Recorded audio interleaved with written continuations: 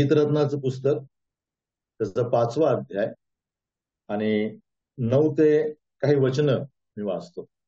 गीतरत्न याचा 5वा अध्याय आणि 9 पासून काही वचने तुमच्याकरता वाचतो.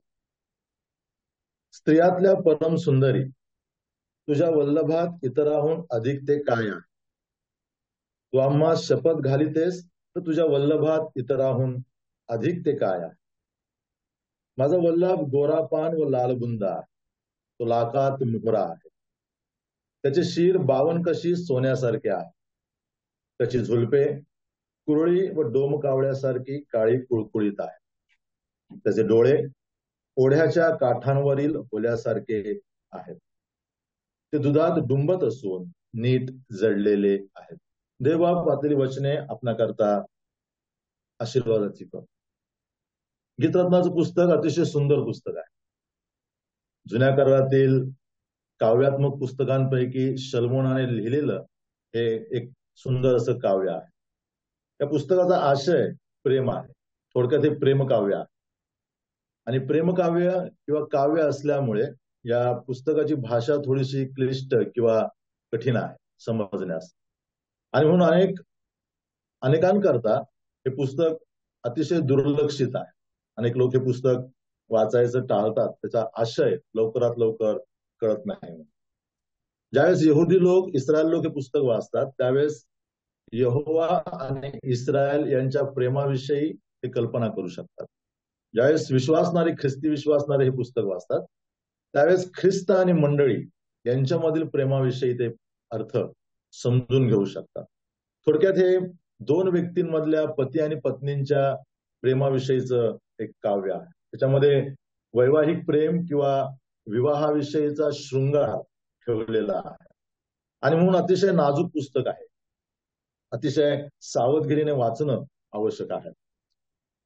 त्या पुस्तकाविषयी अनेकांच्या कल्पना वेगवेगळ्या आहेत आणि म्हणून यहुद्यांनी, अभ्यासकांनी हे पुस्तक तरुणांना वाचावयास बंदी दिली होती. कारण जर तुम्ही त्याचा चुकीचा अर्थ लावलात तर त्यातलं पावित्र्य कदाचित नष्ट होऊ शकतं. आणि म्हणून खूप स्ट्रिक्ट त्यांनी यावरती नियम ठेवले होते. परंतु प्रभूची कृपा आहे की आज हे पुस्तक पवित्र शास्त्रामध्ये सम्मिलित केल्यामुळे आम्ही सगळेजण वाचू शकत आहोत कुठल्याही वयाचे. आणि पवित्र आत्मा आमच्या ठायी आहे, त्यामुळे पवित्र आत्म्यावरती विसंबून आम्ही त्या पुस्तकातील आशय देखील समजून घेऊ शकतो. या पुस्तकामध्ये गीतरत्नाच्या अध्यायांमध्ये 2 व्यक्तींचं संभाषण आम्हाला पाहायला मिळतं. मुख्य 2 व्यक्ती आहेत. तसं पाहायला गेलं तर 3 व्यक्ती आहेत, परंतु संभाषण प्रामुख्याने 2 व्यक्तींचं आहे, वधू आणि वर. त्या वधूला कधी कधी आम्ही शुलेमकरीन म्हणून देखील त्या ठिकाणी पाहतो. आणि या दोघांच्या संभाषणामधून त्यांच्यामध्ये असणारं प्रेम आम्हाला पाहायला मिळतं. थोडक्यात हे प्रेमकाव्य असल्यामुळे याच्यामध्ये एकमेकांची प्रशंसा, कधी वधू वल्लभाची प्रशंसा करते तर कधी वल्लभ वधूची प्रशंसा करतो. आणि या दोघांच्या प्रशंसेने भरलेलं हे गीत आहे. 4थ्या अध्यायामध्ये प्रशंसा आहे. 5वा अध्याय जो आम्ही आता वाचला 9 ते 16 वचनांमध्ये प्रशंसा आहे, परंतु आपण काही थोडकीच वचनं त्याकरता वाचली वेळेच्या अभावात. नंतर 6व्या अध्यायामध्ये देखील आपण जातो पुढे 7व्या अध्यायामध्ये, त्यावेळेस देखील आम्हाला त्यांची प्रशंसा पाहायला मिळते. एकूण या काव्यामध्ये 3 वेळा प्रशंसेचं गीत आम्हाला वाचायला मिळतं. प्रेमामध्ये प्रशंसा अतिशय आवश्यक आहे. प्रशंसेशिवाय प्रेम अपूर्ण आहे. ज्यावेळेस एखाद्या व्यक्तीवरती आमचं जीवापाड प्रेम असतं त्यावेळेस त्या व्यक्तीच्या जीवनातील चांगल्या गोष्टींना सांगणे शब्दाने हे आमच्याकरता एक अपरिहार्य बनतं. त्याशिवाय आम्ही प्रेम व्यक्त करू शकत नाही. आणि म्हणून प्रशंसा हे प्रेम व्यक्त करण्याचं एक चांगलं माध्यम आमच्यापर्यंत देवाने दिलेलं आहे. आणि म्हणून गीतरत्न हे प्रशंसेच्या गीतांनी भरलेलं पुस्तक आहे. ज्यावेळेस आम्ही आराधना करतो प्रभूवारी, आराधना देखील ही एक प्रकारची प्रशंसाच आहे. देवाने प्रभू येशू ख्रिस्ताच्या द्वारा आमच्या तारणासाठी जे कार्य केलं त्याची प्रशंसा ज्यावेळेस आम्ही करतो, याचं वर्णन ज्यावेळेस आम्ही करतो त्यावेळेस ती आराधना होते. शुनेमकरीन वल्लभाविषयी, त्याच्या वैशिष्ट्यांविषयी या ठिकाणी काही गोष्टी आमच्या समोर ठेवतो. 9व्या वचनामध्ये शुलेमकर्णीच्या मैत्रिणी की सख्या तिला प्रश्न विचारतात की तुझ्या वल्लभामध्ये इतरांहून अधिक ते काय आहे? तर तू आम्हाला शपथ घालतेस, तू आम्हाला अटी घालतेस. वचन 8 मध्ये ती शपथ आम्हाला पाहायला मिळते. अशा प्रकारची शपथ तिने 3 वेळा या गीतरत्नामध्ये टाकलेली आहे की ज्यावेळेस मी आणि माझं वल्लभ आम्ही एकत्र असू, सहभागितेमध्ये असू, त्यावेळेस आमच्या या सहभागितेमध्ये तू व्यत्यय आणू नकोस, तुम्ही व्यत्यय आणू नका. अशा प्रकारची ती एक दटावणीच्या स्वरामध्ये विनंती करते आपल्या मैत्रिणींना, सख्यांना, की मी बरोबर आहे आणि मी ख्रिस्ताबरोबर आहे किंवा मी माझ्या वल्लभाबरोबर आहे, त्यावेळेस मला तुम्ही माझ्या या सगळ्या गोष्टींमध्ये व्यत्यय आणू नका. मंडळी करता अतिशय चांगला आणि विश्वासांकरता अतिशय चांगला मुद्दा आम्हाला या ठिकाणी पाहायला मिळतो. प्रभू येशू ख्रिस्ताच्या सहभागितेमध्ये असताना ज्या जगामध्ये आम्ही राहतो त्या जगामध्ये अनेक प्रकारचे व्यत्यय आहेत, डिस्ट्रॅक्शन्स आहेत, मन विचलित करणाऱ्या अनेक गोष्टी आहेत. परंतु आम्ही आता जगाला दटावू शकत नाही, परंतु आम्ही स्वतःला मात्र दटावू शकतो की ज्यावेळेस मी ख्रिस्ताच्या उपस्थितीमध्ये जातो किंवा जाण्याचा प्रयत्न करतो किंवा असतो, त्यावेळेस या जगाच्या सगळ्याच विचलित करणाऱ्या गोष्टींपासून, घटकांपासून मी स्वतःला कसं सुरक्षित ठेवू शकतो, ही खूप मोठी जबाबदारी आणि खूप मोठं आव्हान विश्वासणाऱ्यांच्या जीवनामध्ये येऊन राहिलेलं आहे की प्रभू येशू ख्रिस्ताच्या सान्निध्यात असताना आम्हाला जगाच्या सगळ्या व्यत्यय आणणाऱ्या गोष्टींपासून स्वतःला अलिप्त ठेवणं आवश्यक आहे. जगातील लोक विश्वासणाऱ्यांना जसं या मैत्रिणीने विचारलं शुनेमकर्णीला की तू सांग तुझ्या वल्लभामध्ये असं वैशिष्ट्य काय आहे, असं विशेष काय आहे. आजही जगातील अनेक लोक विश्वासणाऱ्यांना ख्रिस्ताविषयी विचारतात. काही कुतूहलापोटी विचारतात, काही मत्सरापोटी विचारतात, त्यांचा उद्देश काही असो, परंतु आम्हाला शुनेमकर्णीप्रमाणे ख्रिस्ताचं सौंदर्य आणि ख्रिस्ताचं श्रेष्ठत्व सांगता आलं पाहिजे. जितका मी अधिक ख्रिस्ताला ओळखेन तितकं मी त्याचं जास्त वर्णन करू शकेन. आणि म्हणून शुनेमकर्णीची जी तत्परता आहे त्या ठिकाणी 9व्या वचनात लगेच 10व्या वचनात लगेच ती ख्रिस्ताचं वल्लभाचं वर्णन करण्याकरता सुरू होते. ती तत्परता आज मंडळीमध्ये असणं आवश्यक आहे, किंबहुना प्रत्येक विश्वासणाऱ्यांमध्ये असणं आवश्यक आहे. जगाचा दबाव आहे की तुझ्या वल्लभात इतरांहून काय आहे. आमच्याकडे शेकडो दैवता आहेत, आमची भूमी संतांची आहे, अनेक संत आहेत, अनेक थोर आणि पराक्रमी पुरुष आमच्या भूमीमध्ये आलेले आहेत. मग तुमच्या ख्रिस्तात वेगळं असं काय आहे. ज्यावेळेस असा प्रश्न आमच्या समोर उभा राहतो त्यावेळेस आम्ही शुनेमकर्णीप्रमाणे भूमिका घेणं आवश्यक आहे. म्हणजे मंडळी किंवा मंडळीतील प्रत्येक विश्वास असणारा शुनेमकर्णीप्रमाणे जागृत आणि तत्पर असला. जगातील अनेक नास्तिकवादी आणि संशयवादी लोक जेव्हा ख्रिस्ताविषयी आम्हाला विचारतील त्यावेळेस आम्हाला ख्रिस्ताचं अनन्यत्व, श्रेष्ठत्व सांगता आलं पाहिजे ठोसपणे. आता ती 10 आणि 11 वचनांमध्ये आणि 12 वचनांमध्ये 3 गोष्टींचं वर्णन करते. ती 16 वचनापर्यंत वर्णन करते, परंतु आपल्याकडे वेळेची मर्यादा असल्यामुळे आपण काहीच गोष्टी त्याकरता पाहणार आहोत. ती कोणत्या गोष्टी ती वल्लभामध्ये पाहते आणि मंडळी म्हणूनही विश्वासणारे म्हणून आम्ही कोणत्या गोष्टींना ख्रिस्तामध्ये पाहणं आवश्यक आहे किंवा कोणत्या गोष्टींकडे आम्ही लक्ष देणं गरजेचं आहे. वचन 10 बघा, ते मध्ये माझा वल्लभ लालबुंदा आणि गोरापान. काही भाषांतरामध्ये गोरापान आणि लालबुंदा. शुनेमकर्णी तिच्या वल्लभाचं वर्णन करताना सांगते की माझा वल्लभ लालबुंद म्हणजे तांबूस वर्णाचा. शम्यूएलाच्या पुस्तकामध्ये दाविदाचं वर्णन तांबूस वर्णाचा असणार असे केलेलं आहे. तांबूस वर्ण हा सेवा, कष्ट व श्रम करणाऱ्यांचा वर्ण. जे कडक उन्हामध्ये काबाड कष्ट करतात त्यांचा वर्ण तांबूस होतो. वल्लभाच्या या वर्णाच्या वर्णनातून शुनेमकरीन त्यांच्या मैत्रिणींना सुचवते, तिच्या सख्यांना सांगते की माझा वल्लभ हा कष्टाळू आहे, तो कामकरी आहे, तो श्रम करणारा. प्रभू येशूची पृथ्वीवरील सेवा ज्यावेळेस आम्ही पाहतो ती अशीच कष्टाने भरलेली सेवा होती. आणि राज्याच्या सुवार्थेकरता स्वतःला झोकून दिलेला आम्ही पाहतो. आम्ही वाचतो त्याला जेवण करावयास वेळ. आम्ही वाचतो तो चालून चालून दमला होता, विहिरीजवळ चालून दमला होता. आम्ही वाचतो तो दमल्यामुळे बोटीमध्ये गाढ झोपून गेला होता. प्रभू शिष्यांना श्रमाचं महत्व विदित करतो, म्हणतो माझा पिता आजवर काम करत आहे. श्रम करणे देवाचा गुणधर्म आहे. हा गुणधर्म प्रभू येशू ख्रिस्ताने पृथ्वीवरती व्यक्त केला की मी श्रम करणार आहे देवाच्या राज्याकरता, प्रभूच्या उद्देशांकरता. शुनेमकरीन आपल्या वल्लभाविषयी किंवा आपल्या पतीविषयी स्पष्ट सांगते की माझा पती कसा आहे, तांबूस वर्णाचा आहे. पत्नीला पतीच्या कष्टांचा अभिमान असला, मंडळीला ख्रिस्ताच्या श्रमाचा अभिमान असला पाहिजे. ज्यावेळेस पत्नीला पतीच्या कष्टांचा अभिमान राहत नाही, वैवाहिक नात्यामध्ये अनादर निर्माण होऊ शकतो किंवा होतो. ज्यावेळेस मंडळीला ख्रिस्ताच्या श्रमांचा अभिमान राहत नाही, मंडळी त्याची प्रशंसा करू शकणार, मंडळीतील बंधुजन, मंडळीतील बहिणी त्याची आराधना करू शकतात. आमची आराधना केवळ 2 गीतांच्या द्वारा सुरू होत नाही किंवा त्याच्या गीतांचा समावेश म्हणजे आराधना. त्याच्यामध्ये प्रशंसा आणि अभिमानाने भरलेलं मन आहे. शुनेमकरीन आपल्या वल्लभाविषयी अभिमानाने सांगते की माझा वल्लभ तांबूस वर्णाचा आहे. तिच्या सख्यांना ती सांगते कष्टकरी आहे माझा वल्लभ.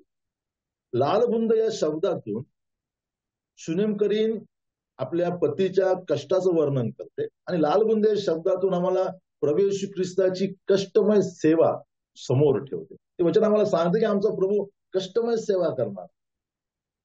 आमच्या प्रभूने आमच्या तारणा करता आणि आमच्या उद्धारा करता कष्ट केलेले आहे. त्याचा अभिमान आम्हाला विश्वासणाऱ्यांना असणं आवश्यक आहे. दुसरा मुद्दा ती म्हणते की तो गोरापान आहे. इंग्रजीमध्ये व्हाईट शब्द वापरलेला. त्या गीतरत्नामध्ये प्रेमकाव्य असल्यामुळे एकमेकांच्या शारीरिक सौंदर्याचं वर्णन, बाह्य गोष्टींचं वर्णन देखील केलेलं आहे. परंतु ज्यावेळेस आम्ही प्रभूकडे पाहतो, प्रभूने शारीरिक सौंदर्याला जास्त महत्व दिलं नाही, त्याने नैतिक सौंदर्य जास्त श्रेष्ठ मानलं. इंग्रजीमध्ये जो व्हाईट शब्द आलेला आहे भाषांतरामध्ये, त्या शब्दाचा अर्थ संदर्भ डागविरहित जीवनाशी आहे. ज्या वेळेस पवित्र शास्त्र सफेद किंवा पांढऱ्या रंगाचा उल्लेख करतात, त्या ठिकाणी डागविरहित जीवनाविषयी ते सांग. प्रभू येशू ख्रिस्ताचं जीवन असंच डागविरहित. शुनेमकरीन सांगते की माझा वल्लभ जसा लालबुंदा कष्टकरी आहे, तसा तो चारित्र्याने भरलेला आहे, चारित्र्य संपन्न आहे. पत्नी करता पतीची सगळ्यात मोठी संपत्ती काय आहे? माझा पती चारित्र्याने भरलेला आहे. मंडळी करता सगळ्यात अभिमानाची गोष्ट आहे आमचा प्रभू पवित्रतेने भरलेला, निष्कलंक. त्याने आव्हान दिलं जगाला त्यावेळेच्या आणि आजच्या की तुमच्यापैकी कोण माझ्यावरती दोष लावू शकतो, कोण उभा राहू शकतो माझ्यावरती दोष लावण्याकरता. तितका पवित्र आणि निष्कलंक आमचा प्रभू आहे. किती अभिमान असणं आवश्यक आहे मंडळीला की माझा प्रभू, माझा वल्लभ चारित्र्याने संपन्न आहे. आज खूप मोठी उणीव, आज खूप मोठा दुष्काळ चारित्र्याचा आहे. जगामध्ये नाही, मंडळांमध्ये आहे. मंडळांची पुढारी, मंडळांमध्ये असणारे विश्वासणारे चारित्र्याच्या बाबतीत हलगर्जी आहे. आणि अशा या वातावरणामध्ये माझा वल्लभ चारित्र्याने भरलेला. प्रभूची सेवा केवळ कष्टमय सेवा होते असं नाही, प्रभूची सेवा डागविरहित सेवा होती. जे आम्ही ऐकत आहोत, कदाचित त्यापैकी काय कोणी सेवक नसतील, सर पुढारी असतील, सामान्य विश्वासणारे असतील, परंतु आमचं जीवन कसं आहे? डागविरहित आमचं जीवन आहे. डागविरहित माझं कौटुंबिक आचरण आहे. मी मंडळी जो बसत आहे, मंडळीमध्ये जे काही मी जबाबदारी उचलत आहे, मी डागविरहित आहे. माझ्या हातांना, माझ्या विचारांना कुठलं धव्य आहे? शुनेमकरीन खूप अभिमानाने सांगते माझ्या वल्लभामध्ये वैशिष्ट्य आहे. काय आहे? माझा वल्लभ पांढरा गोरापान, चारित्र्य संपन्न आहे, डागविरहित आहे. काय किंमत आहे प्रभूच्या चारित्र्याला. ते चारित्र्य प्रभू मंडळीमध्ये पाहू इच्छितो. म्हणून एफिसकराच्या पत्रामध्ये तो काय म्हणतो की मी सादर करीन मंडळीला कशी, डागविरहित, सुरकुत्या नसले. किती गंभीर आहे. जर विश्वासणाऱ्यांनी या आशयाकडे, एफिस मधल्या 5व्या 25-26 वचनातील आशयाकडे गांभीर्याने पाहिलं, आम्ही अस्वस्थ होऊ. आमचं जीवन तिथे सुरकुत्याने भरलेलं आहे. आणि प्रभू मला डागविरहित करू इच्छितो, मला सुरकुती विरहित सादर करू इच्छितो पित्याला. पित्याची इच्छा ती आहे की ज्या लोकांना पुत्र घेऊन येईल ते कसे असले पाहिजे, डागविरहित असले पाहिजे. नंतर तिसरा मुद्दा त्या वचनामध्ये सांगते की तो लाखात मोहरा आहे, अतुलनीय आहे. म्हणजे या सृष्टीमध्ये किंवा या सुनेम प्रांतामध्ये त्याच्या समोर उभा राहील किंवा त्याच्याशी स्पर्धा करेल असं जीवन कोणाचं नाही. आज आमचं देखील जगाला तेच आव्हान आहे. प्रवेश ख्रिस्त अतुलनीय आहे, त्याचा जन्म अतुलनीय आहे, त्याचं जीवन अवर्णनीय आहे, त्याचं मरण अतुलनीय आहे, त्याचं पुनरुत्थान अतुलनीय आहे. त्यांनी जे काही आमच्या समोर मांडून ठेवलं वचनांच्या द्वारा, शब्दांच्या आणि उपदेशांच्या द्वारा, सगळं काही अतुलनीय आहे.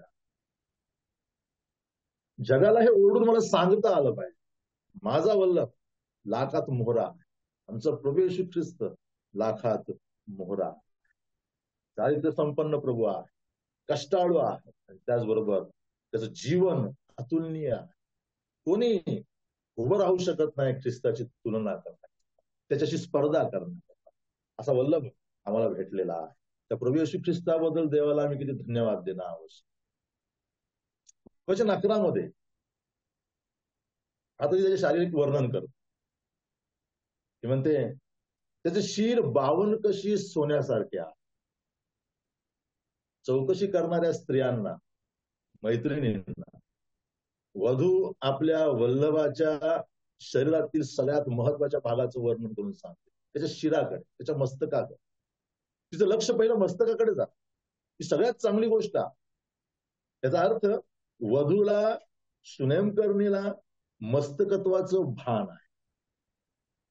ख्रिस्ती विवाहामध्ये मस्तकत्वाला विशेष महत्व देण्यात आलेलं. आणि हा शब्द अनेकदा आम्ही विवाहाच्या उपदेशांमध्येच वाचतो. सुनेमकर्णी म्हणते की माझ्या वल्लभाचं मस्तक 52 कशी सोन्यासारखं. दानिएलच्या पुस्तकामध्ये दानिएलने पाहिलेल्या स्वप्नातील त्या पुतळ्याचं मस्तक सुवर्णाचं आहे, सोन्याचं मस्तक. आणि सोन्याचं मस्तक आम्हाला सर्वोच्च अधिकाराचं आणि दैवी अधिकाराचं चित्र दाखवतं. प्रभू येशू ख्रिस्त आमचं मस्तक आहे. माझं मस्तक आहे व्यक्तिगतरित्या, माझ्या कुटुंबाचं मस्तक आहे आणि माझ्या मंडळीचं मस्तक आहे. आणि मग मंडळीने ख्रिस्ताच्या मस्तकत्वाचा आदर व्यक्तिगत पातळीवरती, सामूहिक पातळीवरती जतन केला पाहिजे, किंबहुना ही अपेक्षा करण्यात आली आहे मंडळीकडून. वधू हे तिच्या सख्यांना अप्रत्यक्षपणे सांगते की माझ्या वल्लभाचे शिर 52 कशी सोन्यासारखे आहे. म्हणजेच त्याचा अधिकार माझ्यासाठी सर्वोच्च आहे, माझ्या सर्वस्वावर त्याचा अधिकार. मस्तकत्व हा पवित्र शास्त्रातील अतिशय महत्वाचा सिद्धांत आहे. दोन्ही जुन्या आणि नव्या करारामध्ये आम्हाला तो अशा गंभीरपणे असलेला दिसतो. पण विश्वासणाऱ्यांनी या सिद्धांताची पायमल्ली केलेली आहे. निर्मितीच्या कार्यातच देवाने मस्तकत्व प्रस्थापित केलेलं दिसतं. उत्पत्तीच्या पहिल्या सुरुवातीच्या 1-2-3 अध्यायांमध्ये आम्हाला प्रभू या सिद्धांताची ओळख करून देतो. या सिद्धांताच्या द्वारे प्रभूने पुरुष आणि स्त्री यांना भिन्न भिन्न जबाबदाऱ्या वाटून दिल्या. कौटुंबिक असतील, सामाजिक असतील, आत्मिक असतील. जरी प्रभू पती आणि पत्नींना एक पाहतो, तरी व्यवहारामध्ये मस्तकत्वाच्या द्वारा दोन्ही व्यक्तींना वेगवेगळ्या भूमिका नेमून दिलेल्या आहेत.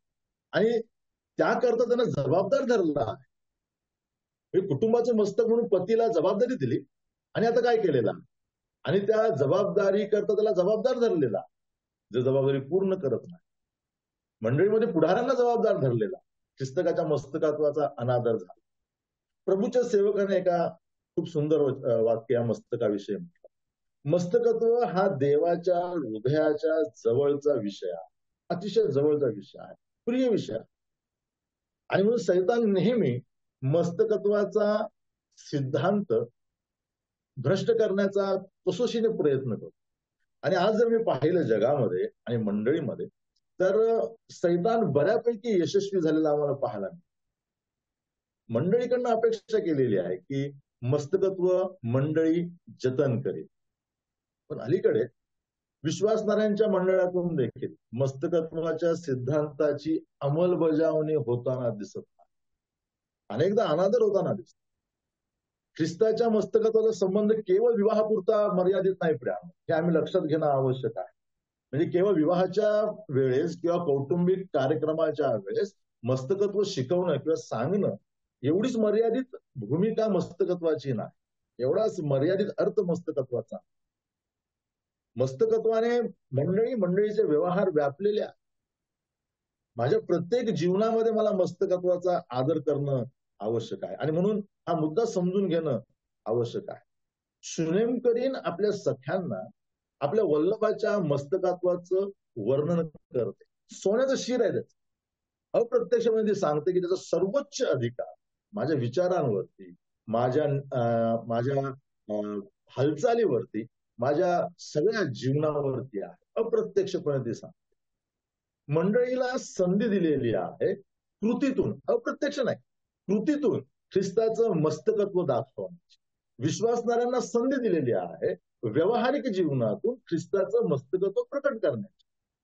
दुर्दैवाची गोष्ट आहे, हे मस्तकत्व प्रकट होताना दिसत नाही मंडळांमधून, व्यक्तिगत व्यक्तीच्या जीवनातून आणि कौटुंबिक पातळीवर.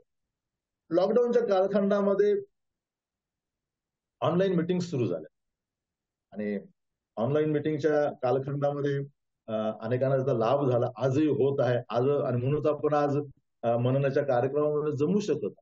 एक चांगली सुविधा आम्हाला लॉकडाऊनने दिली, पण त्याचबरोबर अनेक समस्या देखील लॉकडाऊनमुळे आल्या. याच लॉकडाऊनच्या कालखंडामध्ये बहिणींच्या सभांची सुरुवात झाली. सुरुवातीला सभांकडे कोणी गंभीरपणे पाहिलं नसेल, माहित नाही, ऐकणारे किती लोक याकडे गंभीरपणे पाहतात. या सभांमधून बहिणींना प्रचार करण्याची संधी उपलब्ध करून दिली. मुंबईच्या बाहेर महाराष्ट्र आणि महाराष्ट्राच्या बाहेर काही प्रतिष्ठित मंडळ या बहिणींच्या सभांचं जाहीरपणे आयोजन करतात. बहिणींना प्रचारासाठी निमंत्रित करतात, आमंत्रण देतात आणि अशा प्रकारे सभांचं आयोजन मोठ्या प्रमाणात सुरू आहे. समस्या कुठे आहे? मंडळीतील पुढारी याबाबत काहीही ब्र काढण्याकरता तयार नाही, काहीही कारवाई करताना दिसत नाही. ज्या बहिणी या सभांमध्ये अतिशय आवेशाने सम्मिलित आहेत त्यांचे पती देखील गप आहेत. तो प्रश्न असा होतो की मस्तकत्वाचा हा सिद्धांत पुढाऱ्यांना समजलेला आहे की नाही, की समजून देखील या सिद्धांताकडे त्यांनी दुर्लक्ष केलेला. बहिणींच्या सभा आणि बहिणींना प्रचार करण्याचं मिळालेलं स्वातंत्र्य ही आमच्या विश्वासणाऱ्यांच्या मंडळांकरता धोक्याची घंटा आहे. पुन्हा एकदा म्हणतो, बहिणींच्या सभा व बहिणींना प्रचार करण्याचे मिळालेले स्वातंत्र्य ही विश्वासणाऱ्यांच्या मंडळांकरता धोक्याची घंटा आहे. एका मंडळीमध्ये मी असं उदाहरण पाहिलं. त्या ठिकाणी सभेमध्ये सेवेकरता गेलेलं असताना सभा झाल्यानंतर जाहीर करण्यात आलं की आता बहिणींची सभा होणार आहे. काही अर्धे लोक उठून गेले, अर्धे लोक बसले, अर्ध्या बहिणी बसल्या. हे सैद्धांतिक एक वाक्यता नाही, पण भाकर एकत्र मोडतात. समस्या मोठी आहे, ही समस्या गंभीर होत जाणार आणि याचं लोण पसरत चाललेला. मस्तकत्व किती गंभीर आहे. आम्ही ख्रिस्तावरती प्रेम जे करतो ते प्रेम आम्हाला मस्तकत्वाचा आदर करायला शिकवतं. पण स्वप्रेमामध्ये बुडालेल्या व्यक्ती किंवा लोक ख्रिस्ताच्या मस्तकत्वाचा अनादर करण्यास मागे पुढे पाहत नाही. प्रियानो, तुमच्या जीवनामध्ये व कुटुंबात मंडळी मस्तकत्व जतन केलं जात आहे हे पाहणं गरजेचं आहे. पती म्हणून माझी भूमिका पार पाडत आहे, परंतु माझं मस्तकत्व मी जतन करत आहे, कुटुंबामध्ये असेल, मंडळीमध्ये असेल. शेवटचा मुद्दा 12 वचन. त्याचे डोळे कसे आहेत? त्याचे डोळे ओढ्याच्या काठांवरील होल्यांसारख्या. काव्यात्मक वर्णन आहे डोळ्यांचं. वधू वल्लभाच्या डोळ्यांचे काव्यात्मक वर्णन करते या ठिकाणी. ख्रिस्ताच्या डोळ्यांकडे प्रियानुपणे आम्ही पाहिलेला.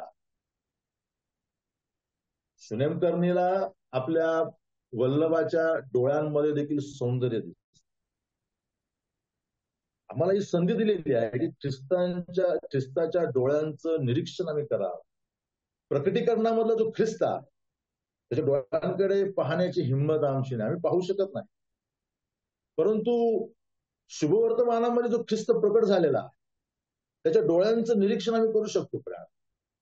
40 शुभवर्तमानामध्ये जसं मी ख्रिस्ताला पाहतो त्याचे डोळे कसे दिसतात, त्याच्या डोळ्यांनी नेहमी माणसांच्या वेदना पाहिजे आणि त्यांना सांत्वन दिले. त्याच्या डोळ्यांनी नेहमी आमची असहायता पाहिली आणि त्याने आम्हाला धीर दिला. त्याच्या डोळ्यांनी आमच्या व्याधी पाहिल्या, त्याने आम्हाला आरोग्य दिले. त्याने आमचा अविश्वास, त्याने आमची लबाडी, त्याने आमची फितुरी पाहिली, तर त्याने आमच्यावरती दया केली. त्याने आमची भयंकर पातके पाहिली, तर त्याने आमच्याकरता क्षमा केली. काय डोळे आहेत प्रभूजी, काय पाहतात आणि काय देतो प्रभू. शुभवर्तमानातील रडणाऱ्या याच नेत्रांना प्रकटीकरणात आम्ही अग्निज्वालेसम असणारे नेत्र पाहतो. जितकं जास्त निरीक्षण तितकी अधिक प्रशंसा, जितकं जास्त निरीक्षण तितकी जास्त जबाबदारी ख्रिस्त आमच्यावरती सोपवतो. मंडळीतील विश्वासणाऱ्यांना नक्कीच चांगले प्रशंसक आम्ही आहोत. आम्ही आराधना करतो, गीत गातो, आम्ही चांगले प्रशंसक आहोत. पण प्रश्न हा, आम्ही जबाबदार आहोत काय? आम्ही स्वतःच्या डागविरहित चारित्र्याबाबत जागृत आहोत काय? मी, माझं कुटुंब, माझी मंडळी ख्रिस्ताच्या मस्तकाबाबत जागृत आहे.